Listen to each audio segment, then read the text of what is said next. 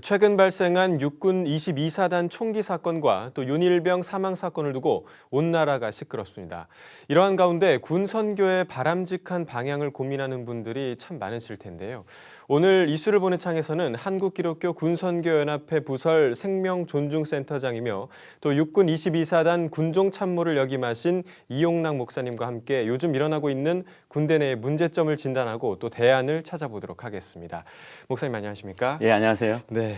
요즘은 정말 이 아들을 군대에 보낸 부모님들의 마음이 참 심란하실 텐데요. 예. 이 윤일병과 같은 이 사단에서 휴가 나온 병사가 또 자살을 하는 일이 발생을 했습니다. 이러한 일련의 사건들에 대해서 좀 어떻게 보시나요? 예, 참 국민의 한 사람으로서 또 자식을 지금 군대 보낸 부모의 한 사람으로서 제가 참 안타깝게 생각합니다. 네. 그런데 제가 보기에는 좀 안타까운 것은 이러한 사건들이 너무 이렇게 와전이 되고 확대 재생산돼서 오히려 더 국민들을 불안하게 만드는 게 아닌가 싶은 생각이 듭니다. 공교롭게도 제 큰아들이 28사단 신병교육대 출신입니다. 네, 이번 윤일병 사건 그 부대에서 훈련을 받았고요. 지금도 인접부대에서 근무를 하고 있습니다. 그리고 제 둘째 아들도 내년 말이나 내후년 초에 또 현역병으로 입대해야 되는 그런 가운데 있거든요. 그렇지만 제가 큰아들하고 늘 수시로 이렇게 상담하고 또 대화하고 전화 통화도 하고 면회 오면 얘기를 많이 하는데 늘 그런 걸 물어봐요. 저도 부모니까. 그런데 아들이 항상 또 걱정하지 말라고, 아버지 요즘 옛날 군대 아니에요라고 그렇게 안심시키려고 보면서 제가 이것은 좀 특별한 경우, 그러니까 우리가 이 사건을 보면서 이것이 군에 전반적으로 만연한 악습이냐, 아니면 그 이병장 한 사람에 의해서 돌출적으로 발생한 특별한 어떤 사건이냐를 먼저 구분할 필요가 있다고 생각을 합니다. 이 국민들도 분노를 하고 있지만 사실 지금 아드님처럼 군복무를 하고 계신 이 장병들도 참 충격이 클 것 같은데요. 어떤 문제가 이러한 사건으로 좀 이어지고 있는 걸까요? 일단은 그 집단을 중시하는 과거 군대 내에서부터 존재했던 어떤 그 악습이 아직 완전히 뿌리 뽑히지 않았기 때문에 발생하는 문제라고 보고요. 그 다음으로는 어떤 그 병사 개인적 성향의 문제라고 생각을 합니다. 제가 육군본부에 좀 자료를 협조해서 여러 가지 사고 원인을 봤는데 재작년에 군대에서 자살한 병사들의 그 자살 요인을 분석을 했어요. 그랬더니 군대 내의 어떤 복무 부적응이라든가 구타나 뭐 악습 이것 때문에 자살한 것이 아니라 개인적 성향, 그러니까 우울증이나 또 가정 환경으로 인해서 자살한 병사가 무려 25%더라고요. 가장 많은 퍼센테이지를 비율을 차지하고 있었습니다. 그것을 볼 때 제가 보기에는 군대 내에 과거에 존재했던 그런 악습뿐만 아니라 그 군대에 입대한 그 어떤 개인적 어떤 자질들, 어떤 성품에 의해서 이런 사건들이 발생한다고 봅니다. 이 사건이 계속 발생을 하다 보니까 이제 국가에서도 이에 대한 대안을 내놔야겠죠. 보니까 국방인권협의회를 설치하겠다. 그리고 인권교관을 두겠다라고 얘기를 했는데 이 인권교관이라는 개념이 어떤 개념인가요? 국방부에서 현재 하겠다라고 어떤 그 원칙을 밝힌 것이지 거기에 대한 아주 구체적인 어떤 그 방법과 대안이 나오지는 않은 걸로 알고 있어요. 근데 문제는 뭐냐면 군대 내에 좀 인권 의식을 좀 강화시키자는 거죠. 인권 교육을 강화시키자는 것인데 그 인권 교육을 담당할 만한 사람이 없다는 거예요. 사실 누가 하겠어요? 뭐 지휘관이 하겠어요? 아니면 뭐 또 항상 그 교육과 훈련에 또 여념이 없는 그런 간부들이 하겠어요. 그러니까 뭔가 좀 인권의 생명을 중시할 수 있는, 인권을 중시할 수 있는 어떤 자원들을 투입하자는 건데 사실 군대에서 그런 자원들을 선별해내서 교육에 투입한다는 것이 현실적으로는 어려움이 있습니다. 그러다 보니 결국은 제가 보기에는 어떤 외부의 도움을 받지 않을까 싶은 그런 생각이 듭니다. 이 문제를 해결하기 위한 또 다른 대안을 생각해 보면 군종 장교 또 군종 제도를 확대하자라는 그런 대안의 목소리도 나오고 있는데요.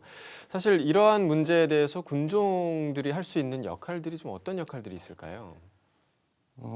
군종 제도를 확대하자는 그 의견에는 저도 전적으로 동감을 합니다. 그런데 이런 의견을 제시하는 것이 제가 보기에는 좀 종교계라는 것이죠. 국방부에서 이 군종 장교를 좀 충원하고 이걸 확대 운영해야겠다라고 생각을 해야 되는데 사실은 거기까지는 생각이 미치지 않는 것 같습니다. 단적으로 요번에 윤일병 사건이 난 그 28사단 그 포병 부대거든요. 근데 군종 장교는 기본적으로 우리가 목사뿐만 아니라 우리가 이제 법사, 신부를 포함해서 군종 장교라고 하거든요. 그렇죠. 물론 그 중에 가장 많은 비율을 차지하고 있는 것이 이제 목사지만 이 군종 장교는 기본적으로 연대급에 배치되어 있어요. 그런데 놀라운 것은 포병 연대에는 군종 장교가 배치되어 있지 않습니다. 예. 그 이유가 이제 뭘까요? 전시가 되면 포병은 그 대대별로 그 연대 배속을 나가거든요. 그러다 보니까 그 개념에 의해서 평상시에도 사실 중요한데 이게 전시 개념이다 보니까 이 포병 연대에 군종 장교를 두고 있지 않은 거예요. 예전에는 좀 뒀는데 한 10여 년 전부터는 포병 연대에 있던 군종 장교를 다 이제 없앴습니다. 이게 사실 미보직이거든요. 그 무보직이기 때문에 군종 장교를 배치하지 않고요. 요번에 또 언론에서 많이 여러 가지로 이 문제를 보도하는데 놓치고 있는 부분이 그 윤일병 사건이 일어났던 부대는 군종 장교도 없는 부대고요. 또 군의관도 없는 부대였습니다. 그 윤일병 주특기가 의무병이거든요. 그리고 가해자들도 다 의무병인데 그 포병에 4개 대대가 있어요. 근데 그 4개 대대 가운데서 3개 대대만 군의관 편제가 돼 있는 겁니다. 그러다 보니까 그 1개 대대는 어쩔 수 없이 군의관이 아니라 이제 부사관, 중사급의 부사관으로 배치를 했는데 그 부대가 공교롭게도 윤일병 부대였고요. 그런데 그 부대에 또 중사급이 간 것이 아니라 하사가 갔어요. 그런데 보도된 걸 아시겠지만 구타한 그 병장이 나이가 지금 24, 25으로 파악되고 있거든요. 하사보다 나이가 많았다. 그렇죠. 하사보다 나이가 많으니까 사실 하사가 자기보다 군생활도 오래 하고 나이가 많은 그 병장을 제대로 통제할 수 있었겠는가. 그러니까 이번에 좀 사건을 보면서 그 부대에 좀 군종 장교도 있고 군의관이 좀 있었으면 좀 방지할 수 있었지 않았을까. 그런 안타까움이 있습니다. 사실 뭐 군종 장교라고 하면 본인이 이제 이 자원을 해서 이제 들어갈 수 있는 그런 제도인데 군종 병사들 같은 경우는 본인의 보직이 있고 또 따로 하나의 보직을 더 맡는 거잖아요. 그렇게 되면 조금 이제 전문성이라던가 그런 인권 보호에 대한 역할을 하는 그런 부분들이 좀 약할 것 같은데 그 부분에 대해서는 좀 어떻게 좀 생각을 하시나요? 아주 그 좋은 지적이라고 생각을 하고요. 오래전부터 우리 이제 뜻있는 분들이 또 우리 군종병과에서 대대급의 군종 장교를 배치하자. 그 근거가 뭐냐면 미군이 군종 장교가 약 1,300명 정도 됩니다. 대대급에 배치하거든요. 실전투 병력이 있는 데가 대대다 보니까 대대급의 군종 장교를 배치하는데 우리 군대는 연대급으로도 배치돼 있고 그다음에 연대도 이렇게 포병대처럼 배치가 안 돼 있거든요. 그러다 보니까 이게 병사들이 힘들고 어려울 때 지원을 받을 수 있는 어떤 시스템이 자체가 인력 구조가 너무 취약한 거예요. 군종 장교라고 해봤자 연대급이니까 연대가 한 2,000명 되잖아요. 너무 규모가 큰 거죠. 그죠. 그런데 그 말단 대대에 있는 병사가 연대에 있는 군종 장교에게 가서 종교적 도움을 받는다는 것이 힘들고요. 또 한 가지는 지금 병영 상담관 얘기를 하는데요. 병영 상담관 제도가 전방 사단에는 3명이에요. 군종 장교보다 더 적어요. 그러니까 병력이 10,000명 있는데 3명이다. 그렇다면 이분들이 한 2개 연대를 담당하고 있거든요. 그리고 또 우울증이나 정신분열증이 있었을 때 이번에 28사단 장병들이 자살을 했는데 뭐 우울증이라고 또 원인이 밝혀지기는 합니다. 그런데 우울증 병사가 내가 문제가 있으니까 가서 진료를 받겠다. 가령 윤일병 사건이 터진 데는 군의관도 없어요. 그런데 또 이 우울증의 문제는 정신과의 문제거든요. 그럼 정신과 군의관이 있어야 되는데 이런 분들이 사단에 1명 정도 있어요. 그러니까 병사들이 힘들고 어려울 때 종교적으로 또 상담 부분에서 또 어떤 심리적인 부분에서 정신적인 부분에서 지원을 받을 수 있는 시스템이 우리 군대가 아직은 너무 취약합니다. 맞습니다. 알겠습니다. 아까 그 이번 사건에 대해서 분석을 하실 때 개인적인 성향이 많이 좀 영향을 끼친다라고 말씀을 하셨는데 사실 기본적인 병영 내 문화 자체도 계속해서 이제 문제점으로 지적이 돼 왔거든요. 기본적인 그런 병영 문화 의식이 어떤 점이 좀 바뀌어야 된다고 생각을 하십니까?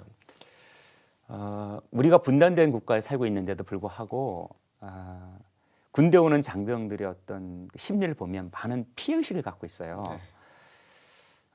병사들 상담하다 보면 우리 장병들 상담하다 보면 그들이 갖고 있는 게 끌려왔다라는 어떤 피해의식을 갖고 있어요. 인연을 버린다. 예. 마지막으로 이러한 문제들을 좀 해결하기 위해서 한국교회와 또 한국교회 성도들에게 당부하실 말씀 부탁드리겠습니다. 예, 좀 전에 우리 앵커님께서 지적하신 대로 이번 기회를 통해서 군종 장교가 좀 전 대대급까지 확대됐으면 좋겠다. 이것을 위해서 우리 교회가 좀 힘을 모아줬으면 좋겠다라는 생각을 합니다. 오래전부터 대대급이라도 힘들면 GOP 대대라든가 해안 대대만큼은 조금 군종 장교를 배치해달라는 얘기가 있었는데 사실 이것이 잘 받아들여지지 않았어요. 그런데 이번에 22사단 사건 터지고 나니까 국방부에서 이제 전방 GOP 대대에도 상당관을 배치하겠다라고 말씀을 하셨거든요. 그런데 제가 보기에는 상담관보다는 그 참 민간인이 가서 어떤 그 상담에서 가장 기본적인 것이 동질 문화거든요. 근데 그게 군복을 입지 않은 민간인에게 자기의 문제를 다 얘기하는 것이 쉬울 것 같지만 상당히 어렵습니다. 이 군부대 내 사건을 최소화하고 또 군 장병들의 마음을 어루만지는데 한국교회가 큰 역할을 하길 기대해 보겠습니다. 목사님 오늘 함께해 주셔서 감사합니다. 예, 감사합니다.